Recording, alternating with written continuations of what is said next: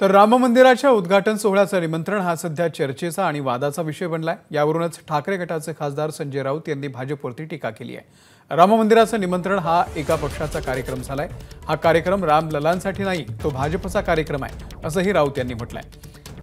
त्यासोबतच आम्ही किंवा शरद पवार निमंत्रणाची वाट पाहणार नाही असंही राऊतांनी सांगितलंय।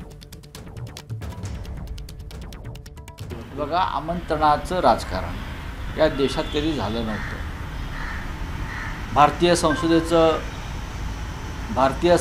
उद्घाटन झालं तेव्हाही हाच प्रकार झाला। भारतीय संसदेचं उद्घाटन झालं नव्या तेव्हाही हाच प्रकार झाला। आता राम मंदिराच्या बाबतीत आयोजित हे सुरू आहे। हे सगळे सोहळे एका पक्षाचे आहेत, हे देशाचे नाहीत, याला राष्ट्रीय स्वरूप नहीं है। अगर इस प्रकार से कोई कार्यक्रम होता तेव्हा त्याला एक राष्ट्रीय स्वरूप आना चाहिए। ये राष्ट्र को समर्पित है। एबीपी माझा, उघडा डोळे बघा नीट।